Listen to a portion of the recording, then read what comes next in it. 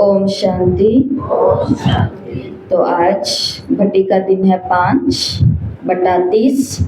30 दिन की इस भट्टी में आज का दिन है 5वां और आज की मुरली है 15 जनवरी 1986 की। मुरली का टाइटल है सस्ता सौदा और बचत का बजट। आज की मुरली के अंदर बाबा ने बचत खाते की बात की है, बजट बनाओ इसकी बात करी है कि भाई खर्चना कितना है और कहाँ कहाँ से बचत करनी है जहाँ एक्स्ट्रा हम खर्च कर रहे हैं। तो ऐसे बाबा ने 4 बातें बताई हैं। आज रत्नाकर बाप अपने सौदागर बच्चों को देख करके मुस्कुरा रहे हैं। हम सभी को बाबा ने किस रूप में देखा कि ये बच्चे मेरे कौन से हैं? सौदागर बच्चे, कि ये सौदा करने वाले हैं, औरों का सौदा कराने वाले हैं, व्यापारी हैं मेरे बच्चे। तो कौन सा व्यापार करते हैं हम इस संसार में? ज्ञान रत्नों का, क्योंकि वो रत्नाकर है तो उसके रत्नों को हम अपने में लेते हैं और फिर उन रत्नों पर सौदा करते हैं कि ये रतन इतने का है, ये रतन इतने का है, ये रतन इतने का है।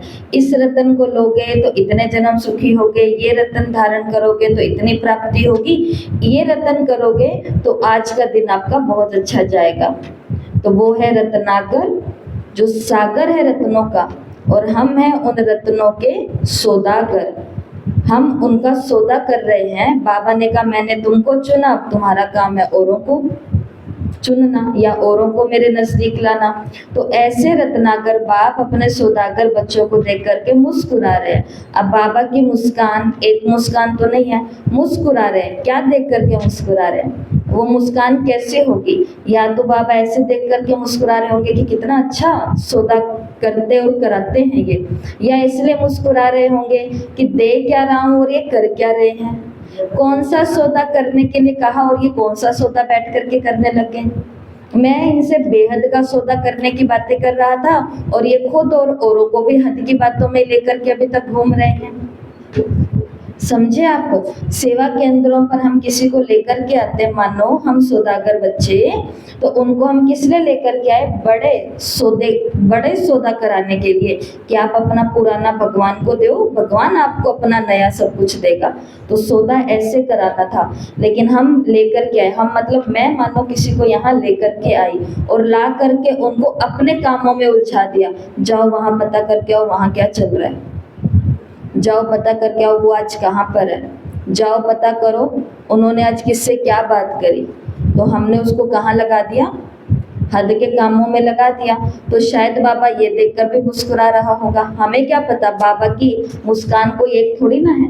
वो हंसी वाली मुस्कान है, वो मजाक उड़ाने वाली मुस्कान है, या फिर वो जैसे माता पिता अपने बच्चे को, टीचर अपने स्टूडेंट को देख के मुस्कुराता है। ये इसका कुछ नहीं हो पाएगा। तो लेकिन बाबा ने कहा कि मैं रत्नाकर अपने सौदागर बच्चों को, बड़े सौदा करने वाले सौदागर बच्चों को देख करके मुस्कुरा रहे। सौदा कितना बड़ा है और करने वाले सौदागर दुनिया के अंतर में कितने साधारण और भोले भाले हैं। आपको याद होगा, आपको एक कहानी सुनाई थी कि एक युवा भाई, एक व्यक्ति कमाने के लिए बाहर निकला।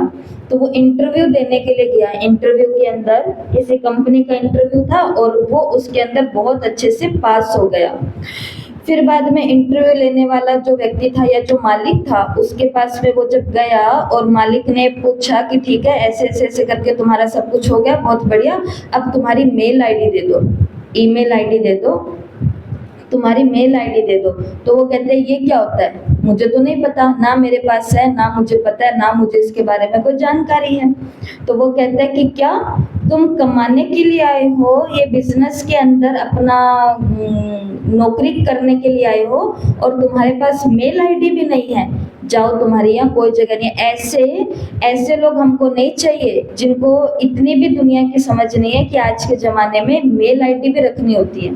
फिर उसको निकाल दिया तो उसका दिल बहुत टूट गया, क्योंकि इंटरव्यू में पास सब कुछ चीजें अच्छी, एक मेल आईडी के कारण वो रह गया। वो जब रास्ते में जा रहा था, मार्केट से वो गुजरा, तो कहीं उसने बहुत सारे टमाटर पड़े हुए देखे। एक दुकान पे टमाटर देखे। उसने सोचा कि क्यों ना ये टमाटर मैं पूछूं कितने रुपए के हैं और इनको मैं अपनी जगह ले जा करके 1 रुपया थोड़ा ज्यादा बढ़ा करके बेच दूं। वो ऐसा ही करता है, टमाटर वालों से टमाटर के रेट पूछता है, टमाटर उठाता है। मानो टमाटर होंगे 10 रुपए किलो मान लो, उसने वहां जा करके 12 रुपए किलो बेच दिए, तो उसको हर एक चीज में 2-2 रुपए का फायदा होने लग गया। फिर उसने इस बिजनेस को एक ठेले के ऊपर लेकर के आ गया, ठेले से एक दुकान के ऊपर लेकर के आ गया। कुछ सालों के बाद में टमाटर की पूरी उसकी एक कंपनी शुरू हो गई, जहां पर वो होम डिलीवरी भी करते थे, अलग अलग प्रकार के विदेशी टमाटर मंगाते थे। ऐसे ऐसे करके बहुत आगे बढ़ गया और बहुत बड़ा पैसे वाला इंसान बन गया कुछ सालों में, देखते ही देखते। फिर बाद में उसके पास कुछ लोग आए जिन्होंने बोला कि अब आपको अपनी कंपनी का इंश्योरेंस करा लेना चाहिए, क्योंकि आपका पैसा, आपकी कंपनी, तो इन सब चीज़ों का इंश्योरेंस होना चाहिए। कल को कोई हानि नुकसान हो जाए तो आपको उसकी सेफ्टी रहनी चाहिए। ठीक है, वो कहता है करो। इंश्योरेंस कंपनी आती है, वो सब चीज़ें पूछती है, वो बताता है, फार्म वगैरह भरता है। लास्ट में पूछ लेते हैं आपकी मेल आईडी बताओ। वो कहते हैं कि मेल आईडी क्या है, क्या चीज़ क्या है ये, मेरे पास नहीं है मेल आईडी कोई भी, ना मेरे को इसके बारे में जानकारी है, ना मुझे कुछ पता है। तो वो कहते हैं कि बिना मेल आईडी के कोई व्यक्ति इतना आगे जा सकता है। सोचो सर, अगर आपके पास एक जीमेल आईडी होती, एक मेल आईडी होती, तो आज आप कहाँ होते। वो व्यक्ति आगे से कहता है कहाँ क्या होता, एक कंपनी में नौकरी कर रहा होता। अगर मेरे पास आज मेल आईडी होती तो उसी दिन मेरे को नौकरी मिल जाती और आज तक मैं नौकरी ही कर रहा होता। लेकिन क्योंकि मेरे पास मेल आईडी नहीं थी तो मैं किसी दायरे में नहीं रहा और फिर आज मैं इतना बड़ा, खुद एक बड़ा सारा उद्योगपति बन गया या बड़ा सारा व्यापारी बन गया। शिव बाबा ने कहा कि एक तो सौदा कितना बड़ा है, 21 जन्मों का सौदा हो रहा है यहाँ पर, मजाक की बात नहीं। ऐसे नहीं कि हमें ओम शांति अच्छा लगा इसलिए हम आ गए और रोज अच्छा लगता है इसलिए आ जाते हैं। 21 जन्मों का सौदा हो रहा है यहाँ पर। और दूसरी बात, सौदा करने वाले कौन है? सौदा जिन आत्माओं से भगवान कर रहा है, वो सौदा करने वाले दुनिया की रीति से भोले भाले और साधारण लोग हैं। जो माताएं ऐसे घरों में थी जिनको कुछ नहीं पता था, वो उनको भगवान ने चुना। लो भाई, अपने अपने सेवा केंद्र संभालो, प्रदर्शनियां करो, कोर्स कराओ, भोग बनाओ, भंडारे भंडारियां संभालो और भरो। इनको चुना। मधुबन जाओ, कईयों को लेकर के जाओ, योग तपस्या लगाओ, मुरलियां पढ़ो, होमवर्क करो। ये कौन सी आत्माएं हैं? ये कौन सी आत्माएं हैं? बच्चे तो मम्मी को क्या बोलते थे, अरे मम्मी आपको कुछ नहीं पता, आपको कोई समझ नहीं है। और बताओ, भगवान ने ऐसी मम्मी को अपना बनाया। ऐसे बोलते, फिर तो लोग कहते कि अरे ये ओम शांति वाले हैं। दूसरा, भगवान ने कैसे भोले भाले लोगों को लिया कि जो कन्याएं अभी तक अपनी स्कूल कॉलेज की पढ़ाई में लगी हुई थी, जिनको नहीं पता दुनियादारी कैसे चलती है, उनको भगवान ने चुन करके अपने अपने सेवा केंद्र के मुखिया बना दिया कि अब चलाओ, तुम्हारे हाथ में ही सब कुछ होगा। इसको बचाना कैसे, इसको बढ़ाना कैसे है, ये सब तुम्हें सीखना पड़ेगा, हर नीति तुम्हें सीखनी है। ऐसे भोले भाले लोग यहाँ पर क्या कर रहे हैं? सौदा करे। होशियार कहाँ है? दीदी और दादी बना दिया। उनको दीदी और दादी बना दिया बाबा ने। उनको ज्ञान गंगाएं। थोड़े दिन पहले आपने सुना कि ये कौन बन गई है? स्वर्ग की परियां देखनी हो तो यहाँ आकर के देखो, और नरक की परियां देखनी हो तो फैशन वाली मुरली याद है? दुनिया में जो ये सब कुछ लगा पड़ा है, जिसके आगे सब आंखें फाड़ कैसे देखते हैं। बच्चा है, बूढ़ा है, औरतें हैं, आदमी है, सब लगे हुए हैं नरक की परी देखने में। और स्वर्ग की परियां भी बाबा ने कहा इसी धरती पर रह रही हैं। तो पहली बात याद रखना, रत्नाकर बाप सच्चा सौदा करने वाले अपने सौदागर बच्चों को देख करके मुस्कुरा रहे हैं। ठीक है। दूसरी बात, बाबा कहते हैं सौदा इतना बड़ा और सौदा करने वाले जो हैं वो कितने साधारण और भोले भाले हैं। ठीक है। अब इस सौदे के अंदर बाबा ने कहा देना क्या है और लेना क्या है। सौदा एक जन्म का है, लेकिन 21 जन्म सदा इस सौदे से क्या हो जाएंगे? माला माल हो जाएंगे। और इस सौदे में क्या देना है और बदले में लेना क्या है? बाबा ने कहा समय भी वास्तव में इस सौदे में एक ही सेकंड लगता है। आपको पता है ना, सौदा तो किसको कहा जाता है? डील। जैसे आजकल बड़ी बड़ी कंपनियों की डील होती है या व्यापारियों के आपस में डील होती है, तो उसका एक समय होता है। अगर इतने टाइम में आपने कर दिया तो आपको अच्छी डील मिलेगी। जैसे घरों का सौदा होता है या जो भी होता है, इतने समय में कर दिया तो सही रेट में हो जाएगा, सस्ते में मिल जाएगा। सही टाइम पर कर दिया तो अच्छा भी मिल जाएगा। ऐसे ये वाला सौदा है। इस सौदे को करने में कितना समय लगता है? 1 सेकंड। बाबा बस मैं तो तेरी हूँ, मुझे अब किसी से कुछ नहीं लेना देना, मुझे अब यही जीवन पसंद है। 1 सेकंड का सौदा होता है, 1 सेकंड। जो अभी आप सभी ने साकार मूल्य में सुना कि भगवान ने हमको सब बता दिया है, फैसला किसका होता है? राय हमको सब दे रहा है बाबा, लेकिन फैसला तो खुद करना पड़ेगा ना। और फैसले करने में क्या चाहिए? हिम्मत चाहिए। सस्ता सौदा है, और कितना सस्ता किया? 1 बोल में सौदा हो गया। और वो बोल कौन सा है? दिल से कहा मेरा बाबा। और 1 बोल ने कितना बड़ा अनगिनत खजानों का सौदा कर लेते हैं। ना मेहनत लगती है, ना महंगा पड़ता है। हद के सौदे में तो कितना समय देना पड़ता है, बार बार चक्कर काटो। हद का सौदा करने के लिए 10 जगह पर जाकर के आओ, घूम कर के आओ, ये ऐसे। और फिर जब आते हैं तो माथा क्या हो जाता है? भारी हो जाता है, क्योंकि काम भी नहीं हुआ और इतने लोगों के पास जाके भी आना पड़ा। बाबा ने कहा उधर तो मेहनत भी करनी पड़ती है और महंगा भी दिन प्रतिदिन होता जाता है, और चलेगा भी कहाँ तक? वो जो सौदे किए हमने वो कहाँ तक चलेंगे? जिनके पीछे इतना भाग रहे हैं वो चीज मिल भी जाएगी तो चलेगी कहाँ तक हमारे साथ? ये कोई नहीं सोचता है। कितना भी हम कुछ भी कर लें, लेकिन लास्ट में वो एक चारपाई वही चाहिए ना हमको। लास्ट तक तो वहीं पर ही आ जाएंगे। बाबा ने कहा चलेगा कहाँ? 1 जन्म की भी गारंटी नहीं है उसकी, तो 1 जन्म की भी। और ये तो अब ये श्रेष्ठ सौदा सभी ने कर लिया या सोच रहे हो कि करना है? बाप के डायरेक्टरी में किनों के नाम है? जैसे बाबा ने कहा दुनिया में जो सौदागर होते हैं ना, उनकी विशेष एक डायरेक्टरी होती है, उसके अंदर वीआईपीस के नाम लिखे होते हैं कि अच्छे लोग कौन से जिनसे हम सौदा कर सकते हैं, ढूंढो और निकाल लो। जैसे आजकल तो सब चीजें फोन पर ही उपलब्ध होती हैं। भगवान के डायरेक्टरी में भी किन्हों का नाम है? ध्यान से सुनना। जिनमें दुनिया वालों की आंख नहीं जाती, उन्होंने ही बाप से सौदा किया है और परमात्मा नैनों के सितारे बन गए हैं, नूरे रतन बन गए हैं। ऐसी आत्माएं जिनमें दुनिया वालों की आंख ही नहीं जाती है, भगवान ने उनको अपनी डायरेक्टरी में नामाचार कर लिया, नामी ग्रामी बना दिया, नाउम्मीद आत्माओं को विशेष बना दिया। तो सुनना, ऐसा नशा रहता है कि परमात्मा डायरेक्टरी के विशेष वीआईपी हम हैं। भगवान की डायरेक्टरी में हम सभी कौन है? वीआईपी है।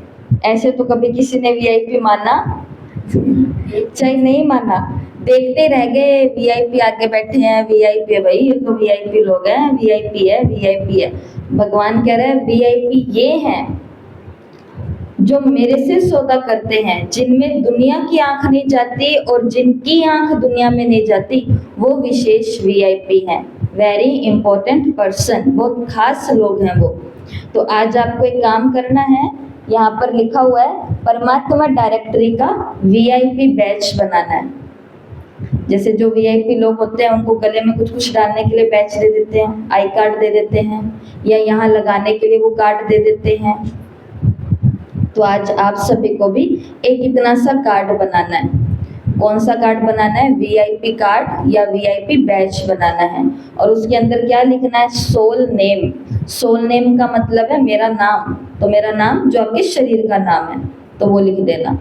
फिर उसके बाद में क्वालिटीज, आपके गुण क्या हैं?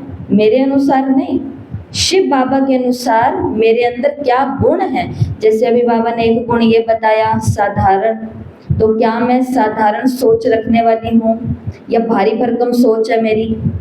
क्या मैं भोला भाला हूँ? अगर मेरी ये विशेषता बाबा को अच्छी लगी तो फिर अपनी क्वालिटी लिखना, बाबा की नज़र में, भगवान के नज़रिए से मुझ आत्मा की क्या विशेषता है, वो इस आईडी कार्ड में आपको लिखना है। पहले नेम और फिर विशेषता, क्वालिटी, गुण लिखने हैं। फिर रोल इन बाबा सर्विस, बाबा की सेवा में मेरा क्या रोल है, कौन सी सेवाएं मैं करता हूँ ये लिखना, कौन कौन सी सेवाएं मैं करता हूँ ये लिखना। और फिर लास्ट में यहाँ पे लिखा हुआ है लाइफ टाइम डील, हमेशा के लिए अंतिम सांस तक की मेरी कौन सी डील है, तो डील है मेरा बाबा। ये सबको सेम लिखना है, ऐसा ये कार्ड है। सोल का नेम लिखना है, तो सोल नेम का मतलब है तो सभी आत्मा, पर हमें तो पता चलना चाहिए कौन सी वाली आत्मा। तो यहाँ पे अपने शरीर का नाम लिखना, बाबा के अनुसार मेरी क्वालिटी क्या है, सेवा कौन कौन सी करता हूँ, ये मत लिखना कोर्स कराता हूँ, मैं रोज मुरली सुनाती हूँ, ये नहीं है सेवा। सेवा यज्ञ की सेवा में क्या करता हूँ, और जैसे कोर्स कराता हूँ तो कोर्स के अंदर मैं उनको धारणा है, रोज एक धारणा के बारे में बताता हूँ और फिर उनसे पूछता हूँ, ये जो भी आपको लगता है। और लाइफ टाइम डील का मतलब है यहाँ पर सबको क्या लिखना है, हमेशा का मैंने कौन सा सौदा कर लिया, मेरा बाबा। ये है आज का पहला होमवर्क। तो कल भी बहुत अच्छा होमवर्क करके भेजा है, 3 आत्माओं ने भेजा और चिंतन अच्छा लगा। एक तरफ आंतरिक खुशी लिखना था और एक तरफ डिपेंड, जिन चीजों पर हम निर्भर है वो खुशी लिखना है। तो देखो जो निर्भर खुशी है ना, वो ये इधर नहीं है तो वो अच्छे लगे, कोई गिफ्ट देता है तो खुशी होती है ना, और ना मिले तो थोड़ा सा तो लगता है कि इसलिए पहले ले लेता तो सही रहता, रह गया लास्ट में मैं। तो गिफ्ट मिलती है तो ये है निर्भर रहने वाली खुशी। या फिर नामी ग्रामी व्यक्तियों से ज्ञान चर्चा करना, ये साधारण लोगों से ज्ञान की चर्चा करने में क्या मजा तो किसमें है, नामी ग्रामी अच्छे अच्छे बाबा के बच्चे, उनसे करेंगे हम ज्ञान चर्चा। तो ये भी कौन सी, उसके बाद खुशी जो मिलती है ना, तो बाबा, तो फिर यहाँ पे लिखा हुआ है कि ये भी डिपेंड है। किसी के द्वारा महिमा सुन करके क्या होती है, खुशी होती है, तो ये भी निर्भर खुशी है।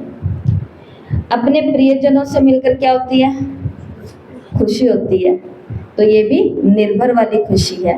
तो ऐसे ही जब हम चिंतन करते हैं तो हमारा होमवर्क भी ऑटोमेटिक क्या हो जाता है, अच्छा हो जाता है। जैसे कि स्थान के आधार पर, व्यक्तियों के आधार पर, ये सब मुरली के अंदर था। तो आज का पहला होमवर्क आपको पता चल गया। ये पहला होमवर्क क्यों है, क्योंकि आज की मुरली में बाबा ने कहा मेरे डायरेक्टर में आप कौन से बच्चे हो, VIP हो, इसलिए गायन है बोलों का भगवान है चतुर सुजान, लेकिन पसंद उसको भोले ही आते हैं। दुनिया की बाह्यमुखी चतुराई बाप को पसंद नहीं है, जो ये चालाकियां या छल कपट, और भगवान के घर में राजनीति होने का कोई मतलब ही नहीं था, लेकिन ये सब यहाँ होती हैं। तो ये सब चीजें भगवान को पसंद नहीं है, जो चतुराई करते हैं और दूसरे के दिमाग में भी कचरा डाल देते हैं। अगर निमित्त आत्माओं ने किसी से बात कर ली, तीसरे व्यक्ति को कोई पता ही नहीं चला कि क्या हो रहा है क्या नहीं हो रहा, लेकिन चौथा आया और उसके कान में बात डाल दे, देखा उनके साथ, तो ये चालाकी भगवान को पसंद। यहाँ ये करने आए थे तुम, कल बाबा ने क्या कहा, यहाँ ये करने आए थे, ये तो नहीं करने आए थे। तो हद के कामों में कहाँ उलझ गए, ये काम तो उधर कम कर रहे थे हम, उधर क्या कर रहे थे, अड़ोसियों पड़ोसियों के साथ सारा दिन तो ये कर रहे थे, वो उसके घर जा रही है, वो उसके घर से आ रही है, यही तो धंधा किया है। और यही धंधा अगर यहाँ के करने लगे, भगवान कहता है मुझे ये चतुराई वाले पसंद नहीं है। इसलिए अर्जुन को कहा कि हे अर्जुन, जो ये कहता है कि मुझे कुछ नहीं आता, उसी को ही मैं बड़ा कार्य करने के निमित्त बनाता हूँ। तो भगवान को ऐसे भोले लोग ही पसंद आते हैं। ये है मुरली का दूसरा पॉइंट। बाकी बाबा ने कहा दुनिया के अंदर तो क्या है, आज दुनिया में धन भी है तो भय भी है। जितना धन है उतना भय है, भय से ही खाते हैं और भय में ही सोते हैं। और आप सभी कौन हो, बेफिक्र बादशाह बन जाते हो, निर्भय बन जाते हो। भय को भी भूत कहा जाता है, आप उस भूत से छूट जाते हो, छूट गए हो ना। या कोई भूत है, कोई भय है, नहीं है। जहाँ मेरापन होगा ना, वहाँ भय जरूर होगा। मेरा बाबा सिर्फ ये एक शिव बाबा ही है जो निर्भय बनाता है। उनके सिवाय कोई भी सोना हिरण भी अगर मेरा है तो वो भय है। मेरा मेरा में ही सारा क्या है? भय है। आगे बाबा ने मुरली में कहा, सौदा किया या आया और खाया, ऐसे तो नहीं है ना। इतना जमा कर लिया है कि 21 पीढ़ी सदा संपन्न रहे, 21 पीढ़ियां हमारी संपन्न रहे। बाबा ने कहा इतना जमा कर लिया है, आपकी वंशावली भी माला माल रहे। ना सिर्फ 21 जन्म, लेकिन द्वापर में भी भगत आत्मा होने के कारण कमी नहीं होगी। इतना इतना धन होगा द्वापर युग में भी कि हम क्या करेंगे? दान पुण्य अच्छे तरीके से करेंगे। वो भी धन कहाँ से कमाया हुआ है? संगम युग से हम पद्मपति बने हुए हैं। और अभी अंतिम जन्म में भी तो देखो, भिखारी तो नहीं बने हो ना। बताओ, मांग के खाना पड़ता है किसी को? अंतिम जन्म में भी देखो, भिखारी तो नहीं बने हो, दाल रोटी वाले बने हो ना। काला धन तो नहीं है, लेकिन दाल रोटी तो है ना। तो इस समय की कमाई जो इकट्ठी की हुई है, वो अंतिम जन्म में दाल रोटी खाते हो। तो बाबा ने कहा अब क्या करो? अब अपना बजट तैयार करो। जैसे सभा में होता है ना, बजट तैयार, बजट पास होता है कि कितने कितने लोगों को क्या क्या रुपया दी जाएगा, किस किस संस्था को। और फिर बाद में वो सब चीज़ें, चाहे एजुकेशन डिपार्टमेंट है, चाहे फॉरेस्ट डिपार्टमेंट है, चाहे फाइनेंशियल डिपार्टमेंट है, सब लोग कैसे काम करेंगे, तो वो सब डिसाइड होता है। बाबा ने कहा अब आप भी बजट बनाओ, बचत की स्कीम बनाओ। आजकल के ज़माने में वेस्ट से बेस्ट बनाते हैं, वेस्ट चीज़ों से बेस्ट बना देते हैं, वेस्ट को बचाते हैं। तो बजट बनाओ। तो हमको भी क्या करना है? आज वेस्ट से बेस्ट में रूपांतरण करना है, चेंज करना है, रूप बदली करना है। और इसके लिए आपको क्या करनी पड़ेगी? एक तालिका तैयार करनी पड़ेगी, जो कल भी आपने की थी,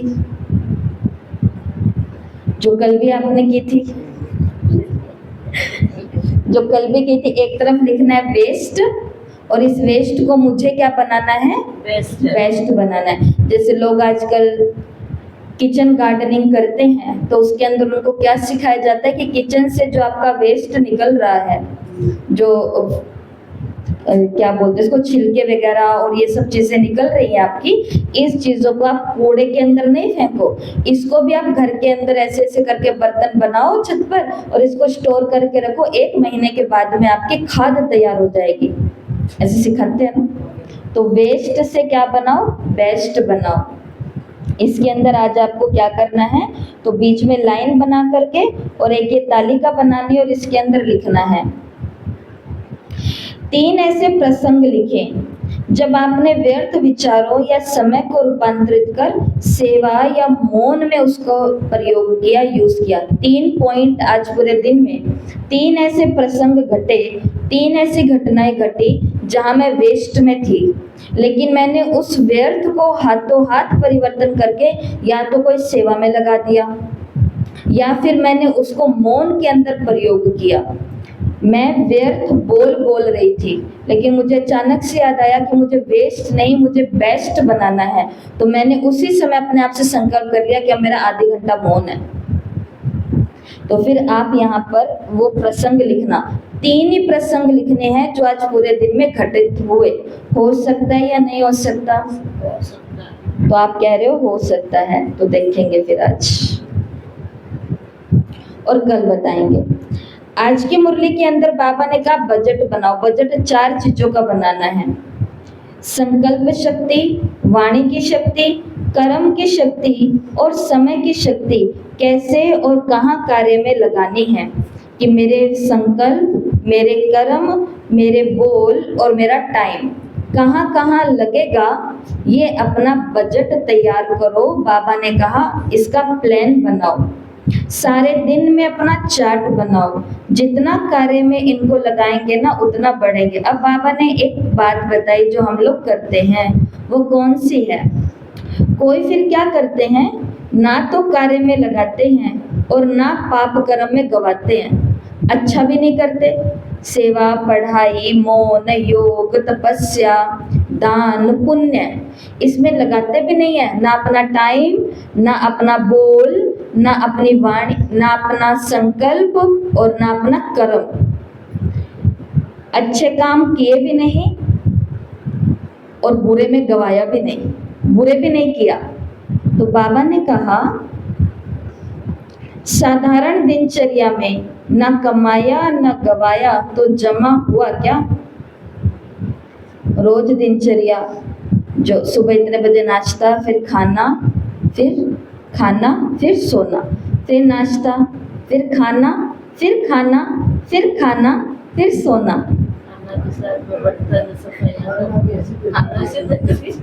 हाँ तो यही तो कह रही हूँ ना, उसके साथ में तो पूरा डिपार्टमेंट है 2-2 घंटे का। तो इस दिनचर्या में ही बाबा ने कहा अगर हम इस दिनचर्या के अंदर ही हैं जहां हम ना कमा रहे हैं ना हम गवा रहे हैं, जैसे हैं वैसे के वैसे हैं, तो बाबा ने कहा कि फिर बचाया क्या, फिर जमा क्या किया? और देखो हमारे लिए या आपके लिए दुनिया नहीं बदलेगी। रोटी सुबह खानी है तो दोपहर को खानी है तो शाम को खानी है, ये तो सिस्टम रहेगा। फिर जो लोग लहसुन प्याज का घर में एक एक जने चलते हैं उनको अपना अलग और बाकियों का अलग, ये भी बार बार करना पड़ेगा। तो जो है उसको स्वीकार कर करके अब उसके अंदर निकालना पड़ेगा कि मैं छोटे छोटे संकल्प करूं। जैसे अब मैं जब तक, जैसे उस दिन आपको याद होगा पिछली जो पट्टी चली है वरदानों की यात्रा वाली, उसके अंदर 12 वरदान दिए थे।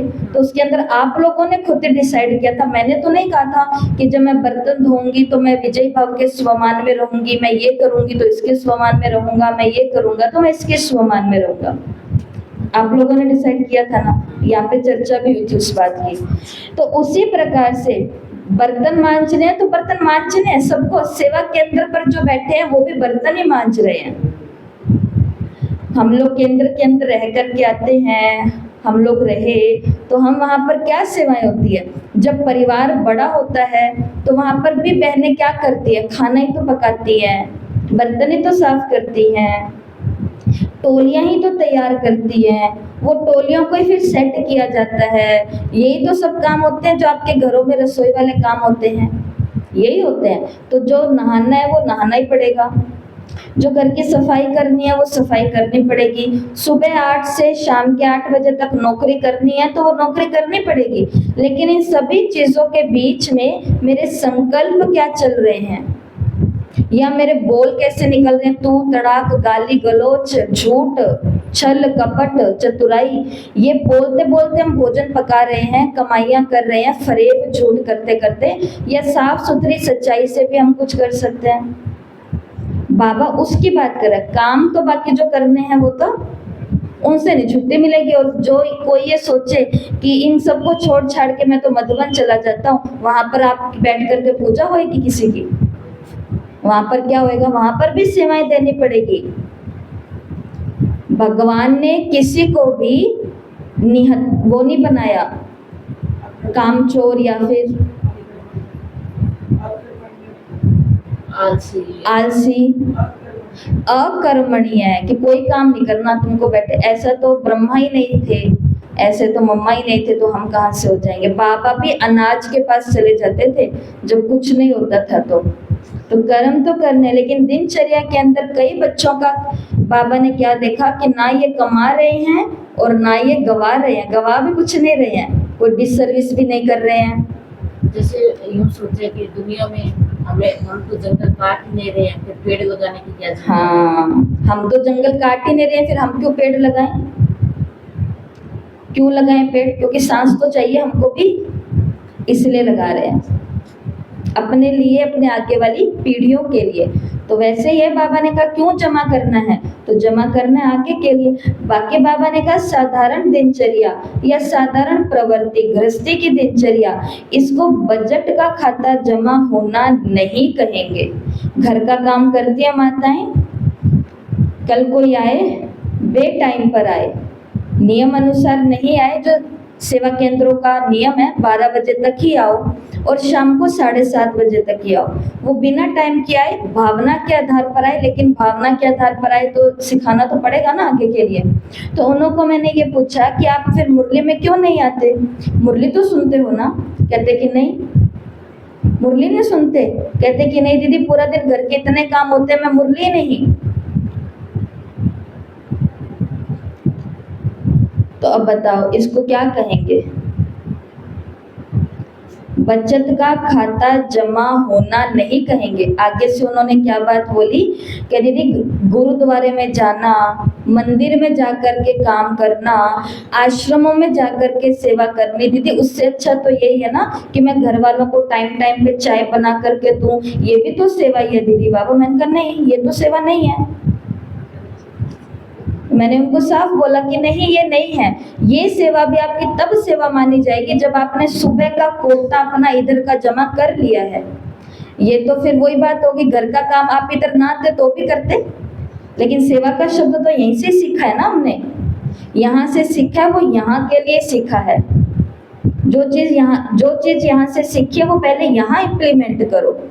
सीखा यहाँ से और कर कहीं और रहे हैं, और ठप्पा कौन सा लगा रहे हैं?